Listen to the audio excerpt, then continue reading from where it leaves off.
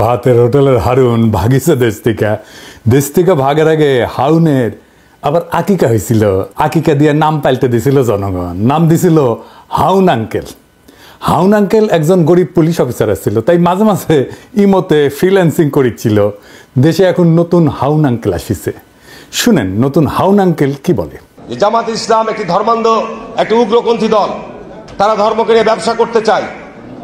আর পরিষ্কার স্পষ্ট কথা আমি কয়েকদিন আগে বলেছিলাম যে যারা এই ধর্ম ব্যবসায়ী তারা ধার্মিক নয়। আর ধার্মিক তারাই যারা ধর্মভীরু এবং যারা আল্লাহকে ভয় করে। আমার এলাকায় বীরশ্রেষ্ঠ ক্যাপ্টেন মহিউদ্দিন জাহাঙ্গীর সাহেব শাহিদ রয়েছেন। উনি রাজাকারদের দ্বারা নিহত হয়েছেন, পাকিস্তানি সেনাবাহিনীর দ্বারা নিহত হন নাই। শেখ মুজিব সাধারণ ক্ষমা ঘোষণা করেছিলেন, শেখ হাসিনা এসে বিচার শুরু করেছিলেন। আজকে তারা যেভাবে আস্ফলন করে বেড়াচ্ছে, আমি মনে করি যে যুদ্ধ অপরাধীদের বিচার কন্টিনিউ করা দরকার রয়েছে। সে বলিছে জামাত ধর্ম ব্যবসা করিচ্ছে, তাই না?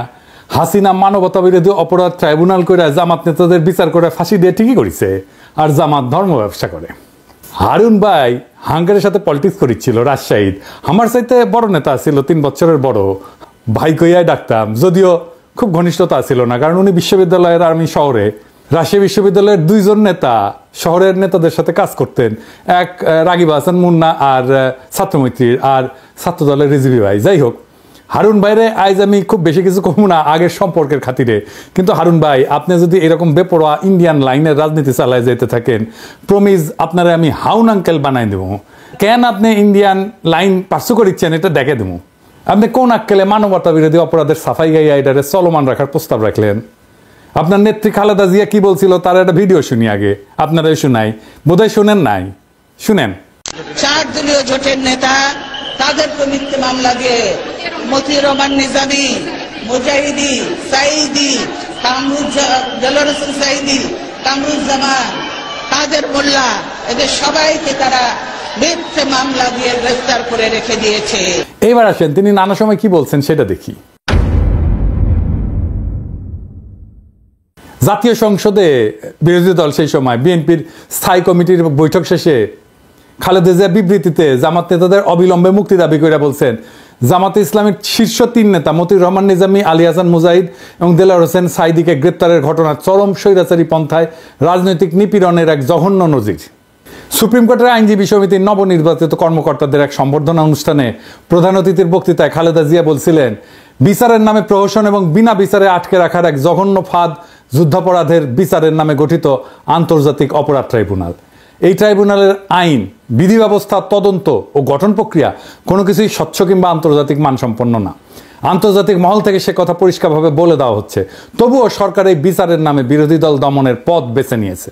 এমনকি নয়াপল্টনে বিএনপির কেন্দ্রীয় কার্যালয়ের সামনে 4 দলীয় জোটের সমাবেশে খালেদা জিয়া যুদ্ধাপরাধের বিচারের নামে প্রহসন চলছে বলে দাবি করছিলেন।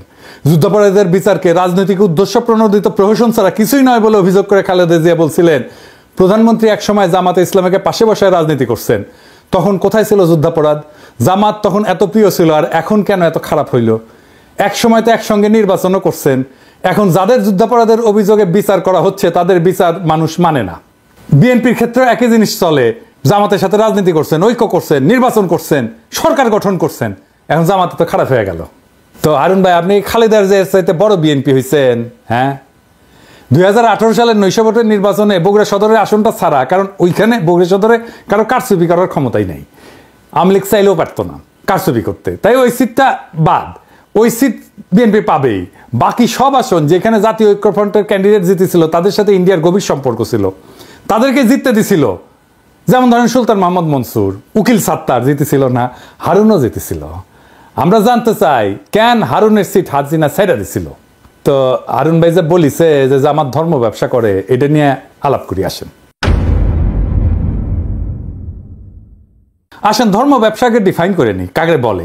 ধর্ম ব্যবসা বলতে বোঝানো হয় এমন একটা অনৈতিক কর্মকাণ্ড যেখানে ধর্মীয় বিশ্বাস, আচার অনুষ্ঠান বা মানুষের ধর্মীয় অনুভূতিকে ব্যবহার করিয়া আর্থিক লাভ বা ব্যক্তিগত স্বার্থ হাসিল করা হয়। এটা শুরু হয় মধ্যযুগে। খ্রিস্ট ধর্মের বিভিন্ন ধর্মীয় প্রতিষ্ঠান 2 ভাবে এই ধর্ম ব্যবসা করত। যিশু যে ক্রুশে ক্রুশবিদ্ধ হয়েছিল, ওই ক্রুশের অংশকে বলা হয় রেলিক বা পবিত্র অবশেষ। এইটা বিক্রি বা প্রদর্শনের মাধ্যমে অর্থ সংগ্রহ করত চার্চ। আর 2 নম্বর হচ্ছে স্বর্গপ্রাপ্তির গ্যারান্টি বিক্রি করার ঘটনা। এইটা প্রধানত ক্যাথলিক চার্চের মাধ্যমে পরিচালিত হইতো। এইটা পরিচিত ছিল ইনডালজেন্স নামে। এমন একটা ধর্মীয় নীতি যেখানে পাপের শাস্তি কমানোর বা মাফ করার প্রতিশ্রুতি দিয়া চার্চ অর্থ গ্রহণ করত। এইখান থেকে ধর্ম ব্যবসা শব্দের উৎপত্তি। জামাত কি হারুনের কাছে কোনো ধর্মীয় পণ্য বেচেছে? হাসিনার গুণগান করতে করতে কাইট হয়ে যাইতো হারুন। দেখেন উন্নয়নের প্রশংসা করতে করতে কাইট। আবার একবার চাঁপাইনবাবগঞ্জে কোন এক ট্রেনের উদ্বোধন করবার যায় নাকি হাসিনা হারুনের খোঁজ করেছিল, সেটা তো একেবারে কাইট হয়ে পড়েছিল। দেখেন, যাই হোক, আজকে হারুনরা আর কিছু কইলাম না। আর এক মাল দেখি, খালেদা জিয়ার উপদেষ্টা ফজলুর রহমান সাহেব, সাবেক ছাত্রলীগের সভাপতি। ওই যে কেন বিএনপি করে বুঝি না, ওই বিএনপি বসে রাজনীতি করেছে আওয়ামী লীগের। ওই খালেদা জিয়ার নাকি উপদেষ্টা। তো খালেদা জিয়া কি উপদেশ দেয়? এইটা সাহেব, ওই যে ওইটা দেখান না, শেখ মুজিব খুব খারাপ লোক কইয়া যে বাণী দিছে সেটা দেখান। এই দেশের সবচেয়ে খারাপ মানুষের নাম হলো শেখ মুজিবুর রহমান। 3রা জানুয়ারি বঙ্গবন্ধু শেখ মুজিবুর রহমান 71 সনে রেসকোর্স ময়দানে মিটিং করে বলল, 6 দফার দাড়ি ক্ষমা সেমিকোলন বাদ দিয়ে যদি আমরা কেউ আপোষ করি, আপনারা আমাদেরকে জ্যান্ত কবর দিবেন। সে আপোষ না করে শেখ মুজিবুর রহমান খুব খারাপ কাম করছে। এই খারাপ কাজ করার কারণেই দেশটা মুক্তিযুদ্ধ পর্যন্ত পড়ছে। বঙ্গবন্ধু শেখ মুজিবুর রহমান 25শে মার্চ পর্যন্ত ইতিহাসের ক্যাপ্টেন সে। 1966 সন থেকে 1971 সন পর্যন্ত ইতিহাসের মুক্তিযুদ্ধের ক্যাপ্টেনের নাম হলো শেখ মুজিবুর রহমান। এখানে জিয়াউর রহমান একটা সেঞ্চুরি মারছে নতুন প্লেয়ার হিসাবে। আর যে পাকিস্তানি সুন্দর সুন্দর ছেলেরা এসে আমাদের সুন্দরী মেয়েরা বিয়া করিয়া করাচি পিন্ডিতে নিয়ে যাইতো, আর আমরা মনে করতাম আমাদের বাগনা বাগনি গুলা খুব সুন্দর হয়েছে। এটা থেকে শেখ মুজিবুর রহমান আমাদেরকে বঞ্চিত করছে। খুব খারাপ মানুষ শেখ মুজিবুর রহমান। শুনলেন তো, এটা বিএনপির নেতা নাকি আওয়ামী লীগের নেতা? আরো শুনেন কি কয়। ছাত্রদের কোনো কন্ট্রিবিউশন ছিল না জুলাই আগস্ট বিপ্লবে, 90% বিএনপির কর্মী। জনতার সেই অবস্থার মধ্যে নিশ্চয়ই বৈষম্য বিরোধী ছাত্র আন্দোলন নামধারী নেতৃত্ব প্রকাশ্যে এবং গোপনে নেতৃত্বের ভূমিকায় অবতীর্ণ হয়েছিল, কিন্তু সমস্ত জনগণের 95% ছিল জাতীয়তাবাদী শক্তির সমর্থক এবং বিএনপির নেতা কর্মী। আমি শুধু বলবো, উদাহরণ দেওয়ার জন্য, শুধু যাত্রাবাড়িতে থেকে দাউদকান্দি পর্যন্ত যে লক্ষ লক্ষ মানুষ ছিল, শেষ দিন যে 137 জন লোক জীবন দিয়েছে থানা দখল করতে গিয়ে যাত্রাবাড়ি, এরা কারা? এদের একজন কি ছাত্র ছিল? এদের একজন কি বৈষম্য বিরোধী ছাত্র আন্দোলনের নেতা ছিল, কর্মী ছিল? না, এদের প্রায় 99% লোক ছিল শহীদ জিয়ার আদর্শের কর্মী, খালেদা জিয়া এবং তারেক রহমানের কর্মী। কারণ আইসেনি আসিচ্ছি, এই প্রসঙ্গে আসিচ্ছি। আপনার নেতা মির্জা ফখরুল কি কইছিল আন্দোলন সম্পর্কে? বিএনপি নাকি আন্দোলনে ছিল না। এই যে দেখেন, তার কথা শুনেন। আন্দোলনের সঙ্গে শিক্ষার্থীরা সরাসরি জড়িত, আমরা এই আন্দোলনের সঙ্গে কখনোই সরাসরি জড়িত নই। 90% বিএনপি কর্মী হয়ে গেল। আর দেখেন, ছাত্রদের বিরুদ্ধে কি বিপুল ঘৃণা। সমন্বয়ক নামে 22-23 বছরের ছাত্ররা ডিসির সাথে মিটিং করতে যেতেছে, আর ওনার পুচ্ছে আগুন ধরে গেছে। শুনেন, এখন বাংলাদেশের সব দলের চেয়ে বড় দলের নাম হলো সমন্বয়কের দল। আমি কিশোরগঞ্জে গেছিলাম, যদি 4-5টা ছেলে হাতে ডায়েরি নিয়ে হাঁটে। আমি কেন আসছিলাম? ডিসি সাহেবের সঙ্গে মিটিং করতে আসছি। কোন ক্লাসে পড়ো? কলেজে ফার্স্ট ইয়ারে পড়ি, গুরুদয়াল কলেজে। এইভাবে 3টা জেনারেশন নষ্ট হয়ে যাচ্ছে বাংলাদেশের। কারণ সমন্বয় হইলে পরে ফার্স্ট ইয়ারে পড়েই ডিসি সাহেবের সাথে মিটিং করে প্রজেক্ট করা যায়। এইবার দেখেন নিজেই কি কইতেছে, যে ও নিজে, ফজলুর রহমান নিজে যখন ওই বয়সে ছিল, ওই বয়সে 32 জনের মারছে, যারে কইছে তারই মারছে, তার সাঙ্গপাঙ্গরা। এই যে শুনেন, আমরা ছোটখাটো মানুষ, কিন্তু আমি যে 23 বছরে যে পাওয়ার পাইছিলাম, এখন ইউনূস সাহেবের সেই পাওয়ার নাই। আমি আবারও বলছি, 23 বছর বয়সে আমার হাতে যে পাওয়ার ছিল মুক্তিযোদ্ধা কমান্ডার হিসাবে, আমি ইচ্ছা করলেই বলতে পারতাম, ও এরে ফেলায় দে। 16 ডিসেম্বরের আগে এ রাজাকার আমার বিরুদ্ধে যুদ্ধ করছে, ফেলায় দে। 15 জনকে গুলি করে আমার যে সৈনিকরা ছিল, মুক্তিযোদ্ধারা ছিল, ফেলায় দিয়েছে গাঙ্গের পারে। দেখেছেন? মুরব্বী, আপনার কি আদৌ ডিসিদের সাথে মিটিং করে ছাত্রদের নিয়ে ইনকা বিশোদ্গার করা উচিত? ওরা বিরোচিত কাজ করেছে, দলে দলে কাতারে কাতারে জীবন দিয়া সারা দেশের মানুষের জায়গায় তুলছে, ঐক্যবদ্ধ করছে। আর আপনার এখন পৌরুষ জায়গায় উঠছে না, আপনি কইতেছেন কোনো কন্ট্রিবিউশন নাই। আপনি হুশে আছেন মুরব্বী? আপনি মুরব্বী মানুষ, বেশি কিছু কমু না। আপনারা করেছেন কি? ঈদের পরে আন্দোলন কইরা কইরা তো বছরের পর বছর পার করেছেন, এখন গলাত প্রচুর জোর এসেছে না? আপনাদের তো মির্জা আব্বাস কইছে 28 অক্টোবর প্রাণ ভয়ে প্রতিরোধ গড়ে তুলতে পারেন নাই, এখন পাঙ্খা গজাইছে, হিংসা হয় ছাত্রদের, আপনারা হাত মারিছেন, বুঝেছেন? 16 বছর ধরে হাত মারিছেন, ছাত্ররা পাইরা ফেলা গোয়া মেরে দিচ্ছে 3 সপ্তাহে হাসিনার। ফাল পারা বন্ধ করবেন, আবার ফাল পারবেন তো পাবলিকে কলে পাইরা ফেলবে, খুব খেয়াল। এইগুলা হইতেছে বাকশালী ডিম, বুঝছেন? বিএনপির বাসাত রাখিছে, বিএনপি তা দিচ্ছে এগুলাতে, এটা ফুটে বাকশালী চাও বাড়াবে।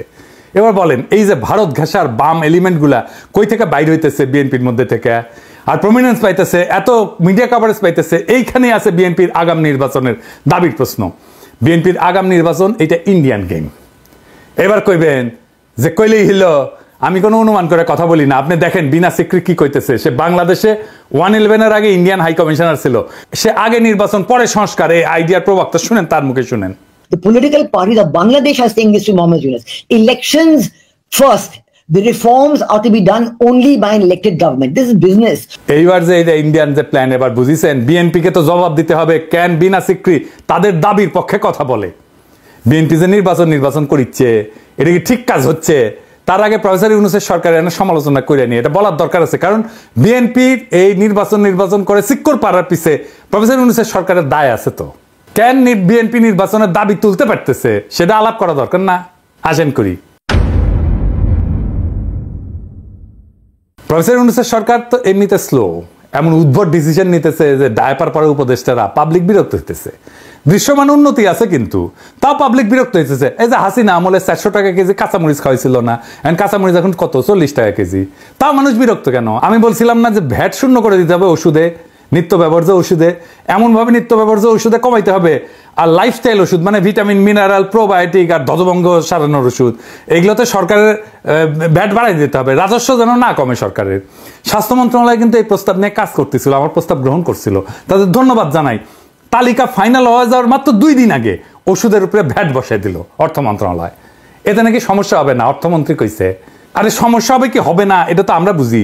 জিজ্ঞাসছিলেন আমাদেরকে সালাউদ্দিন সাহেব, আপনি আমাদের মতামত নিয়েছিলেন, রাষ্ট্রে কি আপনার বাপের তালুকদারি যে ইচ্ছা হইলো ভ্যাট বাড়াইলাম? আপনারা গালাইছিলাম, এরে ওরে কমপ্লেন করেছিলেন। নূরজাহান আপা বলে যে তুমি গালায় বানা এখন থেকে বয়স্ক মানুষকে, আমি গালি দেওয়া বন্ধ করেছি উনার রিকোয়েস্টে, আর আপনাদের পাঙ্খা গজাইছে। নূরজাহান আপা দেখেন, এবার দেখেন, আপনার কাছে তো আমি কমিটমেন্ট দিছিলাম গালি দিব না, দেখেন আপনার মন্ত্রণালয়কে খাইলো বাম্বু। পাবলিক এখন আপনারে গালাইতেছে যে আপনি বোধহয় ওষুধের দাম বাড়াইছেন। আচ্ছা সালাউদ্দিন সাহেব, ওষুধের উপরে ভ্যাট বাড়ানোর আগে আপনার একবারের জন্য মনে হইল না যে আমি একটু স্টেক হোল্ডারদের সাথে আলাপ করে নিই? আমার সাথে আলাপ না করেন, আপনারা তো মানুষ বিলা মনে করেন না। হ্যাঁ বলেন, কার সাথে আলাপ করেছিলেন? আপনি যতই জ্ঞানী হন না কেন, আপনি যত জ্ঞানী হন, যত পাস দেন, যত পিএইচডি করেন, আপনি তো হেলথের পাল্টা বুঝেন, কিছুই বুঝেন না। আপনি তো ডিসিশন কেন নিজে নিজে নেন? বুঝান তো সাউদ্দিন সাহেব। আপনি কথা কইবেন, স্টেক হোল্ডারদের সাথে কথা কইবেন, আমার সাথে কোন বা যার সাথে কোন কথা বলে কনভিন্স করবেন কেন আপনি ভ্যাট বাড়াইছেন ওষুধের উপরে। আমার সাথে কথা কইতে চাইলে মোস্ট ওয়েলকাম, আগে কনভিন্স করবেন, তারপরে ওষুধের উপরে ভ্যাট বাড়াইবেন। আমি বলে আগুন জ্বালাই দেবো, জান কালা কালা করে দেবো আপনার। আমি প্যারিসে থাকলেও ঢাকার রাস্তায় আমি লাখো জনতা নামাইতে পারবো। ওষুধের উপরে ভ্যাট বন্ধ, ফুল স্টপ, 1 পয়সা ভ্যাট বাড়াবেন না। এবার আসেন বিএনপির নির্বাচনের প্রশ্ন। আচ্ছা বিএনপি ভাইরা, আপনারা যে নির্বাচন করছেন, ইকোনমির অবস্থা জানেন? ইকোনমি যে জয় বাংলা হয়ে আছে সেটা জানেন? খবরই তো নাই। অর্থনীতির অবস্থা নিয়ে ভিডিও আসবি, আমি ভয় পাইতে চাই নাই, তাই এটা নিয়ে কিছু বলি নাই। আপনার বলাইতেছে, আপনার না বললে আপনারা বুঝবেন না কিসের মধ্যে ল্যান্ড করতে যাইতেছেন। এর মধ্যে রাষ্ট্র ক্ষমতা যাবেন, পারবেন না তো চালাইতে, দেশই চালাইতে পারবেন না, টাকা নাই তো। আর আপনারা কি তৈরি রাষ্ট্র ক্ষমতা নেওয়ার জন্য? আপনার ছায়ামন্ত্রী সভা কই? রাষ্ট্রপ্রধান কে হবে? এইসব কি দেশবাসীর জানা উচিত না? এই যে 5 মাসে বেশি গেল, এই সময় অন্তঃসার শূন্য বক্তিমা ছাড়া আর কি দিচ্ছেন? সরকারের নাকি সাহায্য করবেন, কি বলে সাহায্য করেছেন? এই যে ইন্ডিয়ান ডিসইনফরমেশন ক্যাম্পেইন কিছু করেছেন, এটার মোকাবেলা দল হিসেবে তো আপনার সক্ষমতা দেখতে চাই আমরা। আপনাদের তো খাইয়া ফেলবে ইন্ডিয়া। এখন ভাবিছেন ইন্ডিয়ার সাথে সিস্টেম করেছেন ইন্ডিয়া ঝামেলা দিবে না। যেই মাত্র একটা স্বাধীন নীতির বাস্তবায়ন করতে যাবেন তখন দেখবেন ওইসব প্রতিশ্রুতির চাঙ্গে তুইলা কোমর বেঁধে নামবে আপনার বিরুদ্ধে। এখন যদি মনে করেন আপনি ইন্ডিয়ার ইচ্ছা মতো চালাইয়া তার মন পাইবেন, পাবলিকে ছাড়বে, আপনাদেরকে ছাড়বে না। আপনাদের জনগণের শক্তির উপরে ভরসা করতে হবে। এই যে 31 দফা দিচ্ছেন পুরাই তো বুলশিট। একটা এক্সাম্পল দিই, হ্যাঁ, মনে কিছু কইরেন না, আপনাদের কইলে তো মনে কিছু করেন। বিএনপির 31 দফার 25 আর 26 দফা আছে স্বাস্থ্য নিয়ে কথা। দেখি আমি পড়ে দেখি, স্বাস্থ্যকে সম্পদ হিসাবে বিবেচনা করে সবার জন্য স্বাস্থ্য এবং বিনা চিকিৎসায় কোনো মৃত্যু নয়, এই নীতির ভিত্তিতে যুক্তরাজ্যের আদলে সার্বজনীন করা হবে, মানে সার্বজনীন স্বাস্থ্যসেবা করা হবে। স্বাস্থ্যসেবা প্রবর্তন করে সবার জন্য স্বাস্থ্য কার্ড চালু করা হবে। জাতীয় বাজেটের স্বাস্থ্য খাতে জিডিপির 5% অর্থ বরাদ্দ করা হবে। আপনার কি জানা আছে এনএইচএস এর যুক্তরাষ্ট্রের মডেলটা কি? এটা বাংলাদেশের জন্য আসলে উপযুক্ত কিনা? আপনার কোনো ক্রিটিক্যাল সেন্স আছে? আসেন এটা বুঝে দেখি। এনএইচএস এর মডেল বাংলাদেশে চলবে না। এর কারণগুলো হইল, একটা হচ্ছে অর্থনৈতিক সীমাবদ্ধতা। এনএইচএস এর মডেলটি এটা অর্থায়ন করার জন্য একটা শক্তিশালী এবং ধারাবাহিক রাজস্ব ব্যবস্থা প্রয়োজন। থার্ড ওয়ার্ল্ডের দেশগুলোতে কর আদায়ের হার খুব কম এবং অর্থনৈতিক অবকাঠামো খুব দুর্বল, ফলে এটা সম্পূর্ণরূপে সরকারি স্বাস্থ্যসেবা চালু করার জন্য যে অর্থ দরকার তা সরবরাহ করা সম্ভব না। জিডিপির 5% বরাদ্দ করবেন।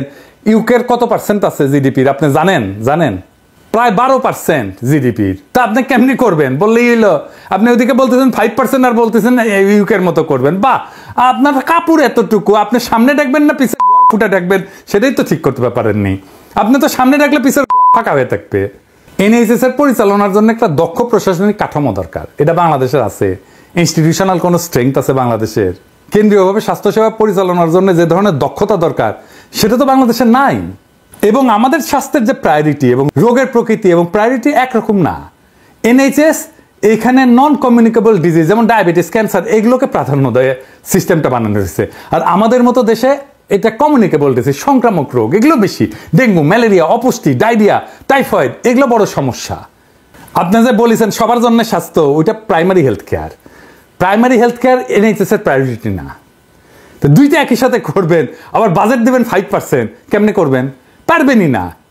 আপনার 5 লাইনের একটা হেলথ স্ট্র্যাটেজি করতে গেলে পুরাই ভুল করেন, তো রাষ্ট্র চালাইবেন কেমনে? আমরা অনেকে বলে যে আমি কেন বিএনপির সমালোচনা করি, কেন জামাতের সমালোচনা করি না। আরে বাবা, এই কথা আওয়ামী লীগেরা বলতো হাসিনার আমলে, কেন বিএনপির সমালোচনা করি না, আওয়ামী লীগের সমালোচনা করি। আমি সেই সময় কইছি বিএনপি ক্ষমতায় আসুক, আমি ঠিকই সমালোচনা করব। জামাত তো ক্ষমতায় আসিচ্ছে না, তো আমার সমালোচনা করার দরকার কি? ও তো রাষ্ট্র ক্ষমতায় বসিচ্ছে না। কিছু মানুষ আছে যারা সবসময় সরকারি দল করে, আর আমি সবসময় বিরোধী দল করবো। কারণ রাজনৈতিক দলগুলো কখনোই জনগণের স্বার্থ রক্ষা করে না, আপনারাও করবেন না। আমাকে তো আমার জনগণের পক্ষে থাকতে হবে। আপনার নেতারা ইন্ডিয়ান ন্যারেটিভ বলতে থাকবে, মুজিব বন্দনা করতে থাকবে, 72 সংবিধান করতে কান্দে বুক বাসাবে, আর আমাকে জিন্দাবাদ দিতে হবে আপনাদের নামে। এই আবদার কেন? আমি কি আপনাদের চাকরি করি নাকি আপনাদের দল করি? হাসিনার বিরুদ্ধে অ্যাক্টিভিজমে মিত্র আছিলেন, আমার অনেক অ্যাক্টিভিজম আপনার পক্ষে গেছে। তাই বলে তো এটা মনে করা ঠিক না যে আমি আপনাদের দল করি। সরকার গঠন করতে না করতে দলের সমালোচনা সহ্য করতে পারতেছেন না, তো সরকার করলে কি করবেন? স্যাম্পল তো এখনই দেখাইতেছেন, তাই না? যাই হোক, আপনাদের জন্য আগামী দিনের একটা বার্তা দিই, সেটা মন দিয়ে শুনেন ভাইরা। বাংলাদেশের অসংখ্য সমস্যা, তার কোনো কুইক ফিক্স নাই। আপনার হাতে কোনো ম্যাজিক নাই, প্রফেসর ইউনূসের হাতেও কোনো ম্যাজিক নাই। আপনি ক্ষমতায় যাবেন আর অজনপ্রিয় হবেনি। জান লড়াই দিয়ে কাজ করলেও অজনপ্রিয় হবেন। প্রফেসর ইউনূসের সরকারি কি প্রমাণ না? কি বিশাল জনপ্রিয়তা নিয়ে একটা জাতীয় ঐক্যের মধ্যে দিয়ে ক্ষমতা নিল, আর বেড়াচেরা করে ফেললো কয়েক মাসের মধ্যেই। কেউ তো করাপশন করেনি, তারপরেও বেড়াচেরা করে ফেললো। কোনো করাপশনের অভিযোগ নাই। ইন্ডিয়া আপনাদেরকে দাঁড়াইতেই দেবে না রাষ্ট্র হিসাবে। এটাই ভারতের বাংলাদেশ নীতি। বাংলাদেশে ক্ষমতাবানরা তখনই জনপ্রিয় থাকতে পারবেন যখন আপনি ক্ষমতায় থেকেও সাধারণ নিম্নবিত্তের জীবন জড়াই ধরতে পারবেন, ওটা কাটাইতে পারবেন, সাধারণ মানুষের মধ্যে থাকবেন, সাধারণ মানুষের সাথে মিশবেন, খুব সাধারণ খাবেন, সাধারণ কাপড় পরবেন, আমজনতার সাথে মিশে যেতে পারবেন, তখনই আপনি জনপ্রিয় হবেন। আপনি যেটা পারবেন না, আপনি তো প্যাপু বাঁশি বাজায় গাড়ি নিয়ে যাবেন, গাড়ি ছাড়া চলবে না, পিছে গার্ড থাকবে, মন্ত্রী বাসা ছাড়া থাকতে পারবেন না। তাই আপনাদের ব্যাপক একটা ইউনিটির মধ্যে দিয়ে যাইতে হবে, আর ভরসা করতে হবে বাংলাদেশের জনগণের উপরে। ইউটিউবারদের উপরে চড়া হয়ে লাভ নাই। হ্যাঁ, ইউটিউবাররা আমজনতার আরো বেশি পছন্দের মানুষ হইয়া উঠতে থাকবে, এইটা ঠেকাইতে পারবেন না। হুদাই ট্রাই করেন না। আপনার দলের বাম, আওয়ামী লীগ আর 72-এর সংবিধান আর ইন্ডিয়া প্রেমীদের ঠেকান। আপনাদের সাথে সম্পর্ক তাইলে রচিত হবে। আমরা তো জনগণের পক্ষ ছাড়বো না। আমরা এমপি মন্ত্রীও হইতে যাইতেছি না, আপনার ক্ষমতার স্টেকও নিতে যাইতেছি না, জনগণের কথা আমরা বলতেই থাকবো, আমরা জনগণের কণ্ঠস্বর হইয়া থাকবো। তারপরে একদিন দেখবেন এই জনতা আবার জাগিছে, আর সেই নবজাগ্রত জনতার পিছে পিছে আছে এই 2 পয়সার ইউটিউবাররা। এই জিনিস যদি দেখতে না চান, তার বদলে আপনারা জায়গা ওঠেন, জনতার শক্তিকে ধারণ করেন, জনতার আকাঙ্ক্ষাকে ধারণ করেন, দেশ এবং জাতি উপকৃত হবে। ইনকিলাব জিন্দাবাদ।